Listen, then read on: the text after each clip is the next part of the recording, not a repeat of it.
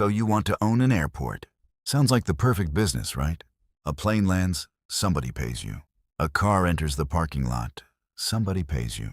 A coffee shop opens inside your terminal, it pays you rent. A passenger has 2 hours to kill before a flight. And somehow, even that can make you money.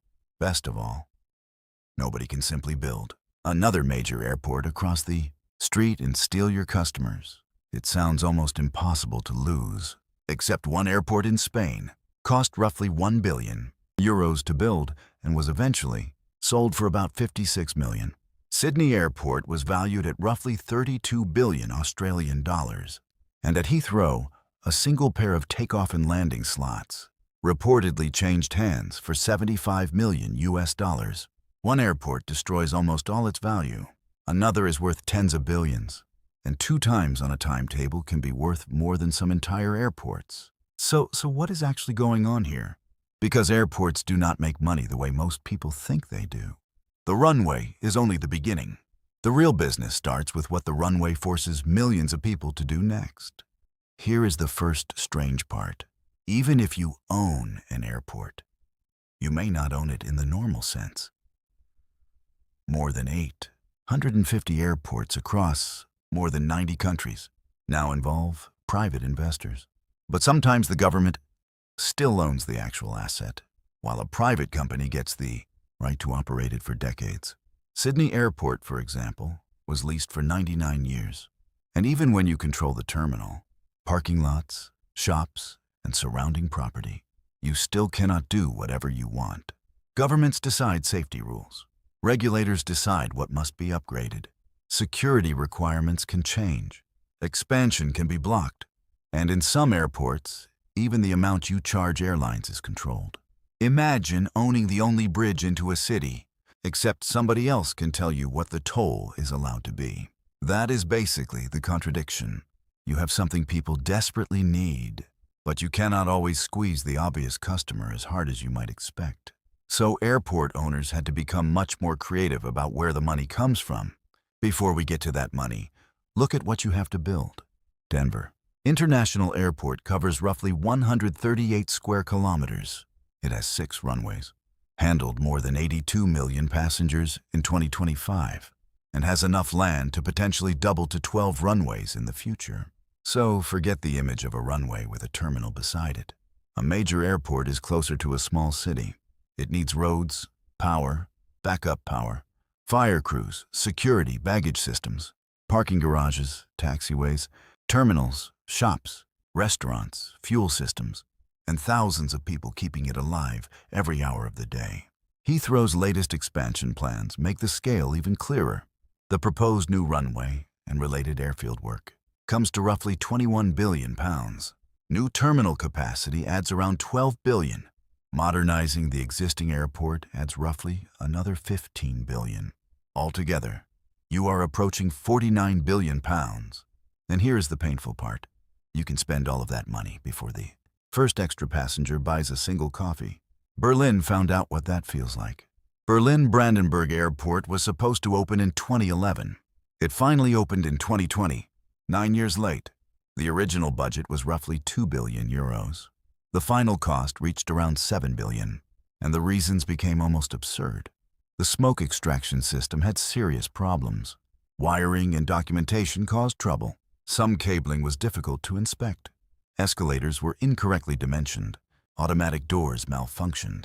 Imagine spending billions on an airport and then being stopped by doors, cables, and smoke systems.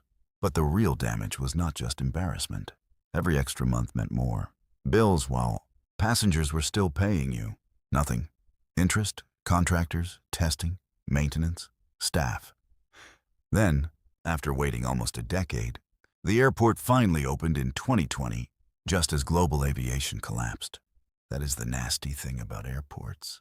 You can lose enormous amounts of money before the public even gets a chance to complain about the price of parking. But Berlin at least had passengers waiting for it. Ciudad Real had a worse problem. The Spanish airport cost roughly 1 billion euros. Its runway was more than 4 kilometers long. Its terminal was designed for millions of passengers. It looked like a real international airport. There was just one thing missing: People actually wanting to fly from there. It opened in 2008. Roughly 2 years later, the operating company was bankrupt. By 2012, the airport had closed. Then came one of the strangest numbers in aviation. At one bankruptcy auction, an investment group offered just 10,000 euros for the airport. 10,000 for something that had cost roughly $1 billion to build. The offer was rejected, and years later the airport was eventually acquired for around 56 million euros. This is the lesson I think matters more than almost every spreadsheet in this business. You can build gates. You can build a beautiful terminal. You can build 4 kilometers of runway. But you cannot force airlines to fly there. And you cannot force passengers to want to go there. Concrete does not create customers. Now compare that with Heathrow. More than 84 million passengers move through Heathrow in 2025. Imagine 84 million people walking through your business in a single year. Heathrow generated roughly £3.6 billion in revenue. You would think an airport with that kind of traffic could charge airlines almost anything. It cannot. The British regulator controls Heathrow's airline charges, and the estimated limit for 2026 works out to roughly £23.71 per passenger. So think about this. You have one of the most desired airports on Earth. Airlines want in. Passengers want in. There is not enough capacity for everybody. Yet somebody still tells you what you can charge for the core service. That is why landing fees are only part of the story. If the obvious money is regulated, you start looking very closely at everything that happens after the passenger arrives. In 2024, airports worldwide handled roughly 9.4 billion passenger journeys and generated almost $195 billion in revenue. Around 37% came from activities that are not the basic business of planes taking off and landing. And this is where airports start looking less like transport hubs and more like giant money funnels. Think about a normal trip. You drive to the airport. Parking. You take a taxi or rental car. Money. You get hungry. Restaurant. You forgot a charger. Shop. You want somewhere quieter to sit, lounge. You see an advertisement on the way to your gate. Somebody paid to put it there. None of these things is why you came to the airport. You came to catch a flight. But the flight brought you into a place where dozens of businesses can make money from you. The airplane is not just transportation. Financially, it is also a machine for delivering customers. And then you pass security. Now the economics get even better. Your flight leaves in 2 hours. You are hungry. Your phone battery is dying. Maybe your child wants a drink. You cannot just drive to a cheaper cafe across town and come back. You are already inside. That makes you an unusually valuable customer. Coffee shops know it. Restaurants know it. Duty-free stores know it. Lounges know it. Advertisers know it. And the airport owns the environment, where all of them are competing for your wallet. Heathrow handled roughly 84.5 million passengers in 2025. If average spending across that passenger flow increased by just £1, that would mean more than 84 million pounds of extra spending moving through the airport ecosystem. The airport would not keep all of it, of course. But that is why tiny changes matter. Move a shop. Add a restaurant. Give passengers more time after security. Make parking easier to buy. £1 feels tiny to a traveler. Multiply it by 84 million people, and suddenly it is not tiny at all. Now we get to one of the strangest things airports create. At Heathrow, airlines do not just want permission to land. They want permission to land at the right time. In 2016, Oman Air reportedly paid $75 million for one pair of Heathrow slots. Think about what was actually purchased. No airplane, no terminal, no land, no runway. Just the right to arrive and depart during 2 valuable positions on the daily schedule. Heathrow itself did not receive those $75 million. The deal was between airlines, but that almost makes the story better, because it shows how scarce access had become. Imagine a restaurant reservation becoming worth millions because the restaurant physically cannot add another table. Heathrow has a similar problem on a gigantic scale. There are only so many flights you can squeeze through the airport. So at the busiest times, even access to the schedule becomes an asset. That is what real scarcity looks like. Here is another part most passengers never think about. An airport can make money from businesses whose customers never even board a plane. Look outside the terminal. Hotels, warehouses, rental car centers, logistics companies, offices, cargo buildings, maintenance facilities, industrial parks.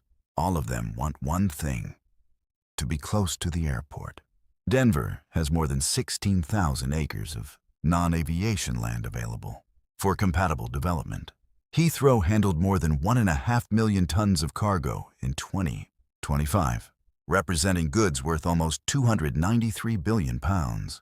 Now imagine you run a company moving medicine, electronics, or fresh food. Being 30 minutes closer to an airport can matter, so businesses pay for that location. This means the runway creates value far beyond the people sitting in departure lounges.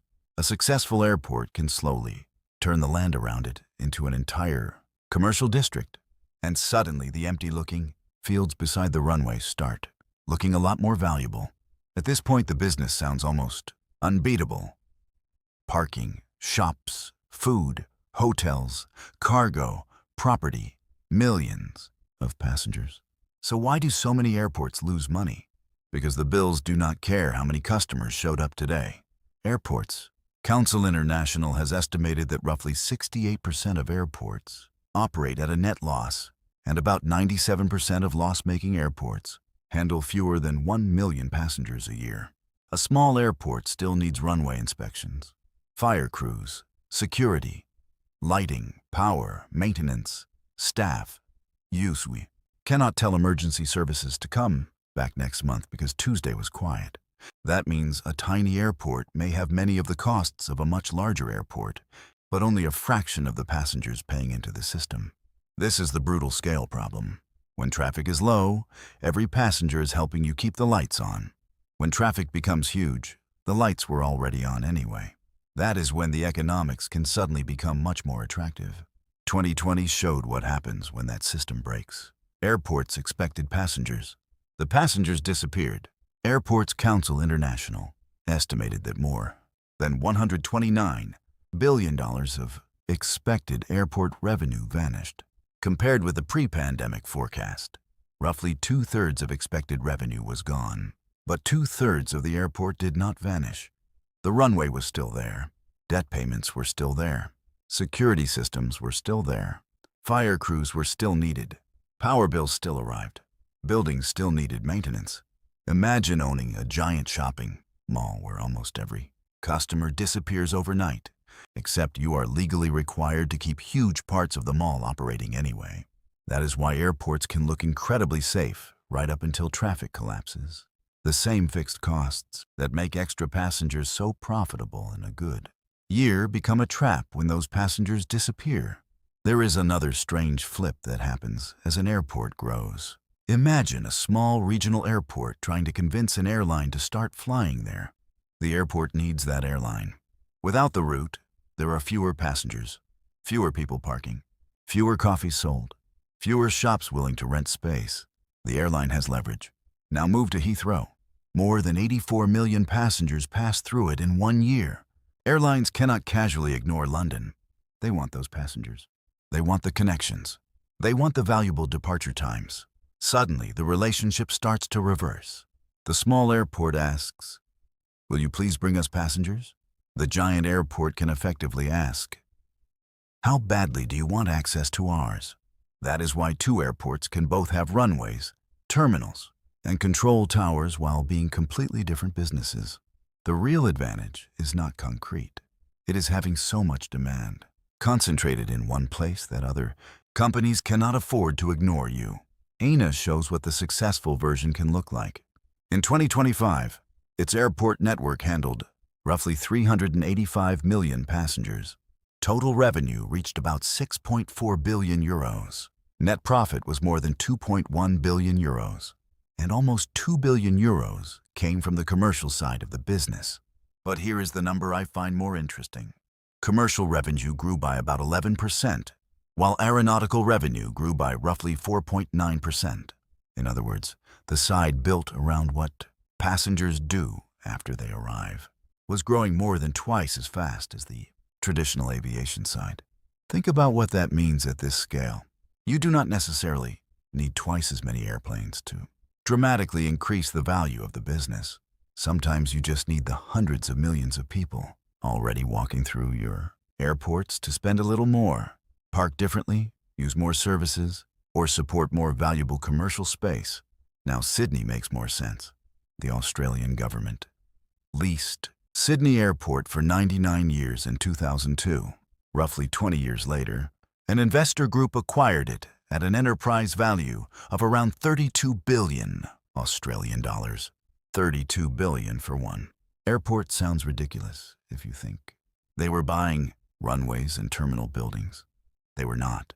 They were buying decades of people needing to fly through Sydney, decades of airlines needing gates, cars needing parking, travelers buying food, retailers wanting space, hotels wanting proximity, cargo moving through the city, businesses wanting land nearby. The airport does not have to invent all of that demand from scratch every morning. The city creates much of it.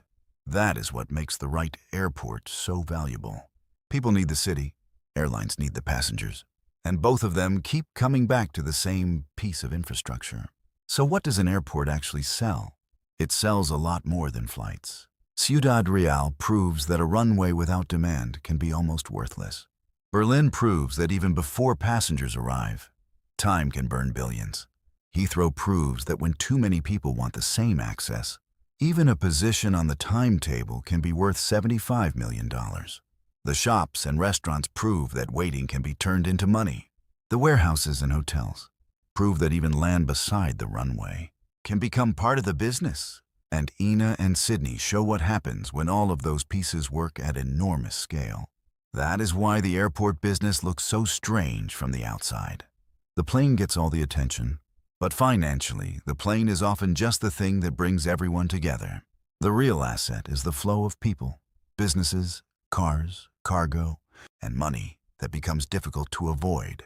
You are not really buying the runway. You are buying the reason everyone has to pass through it.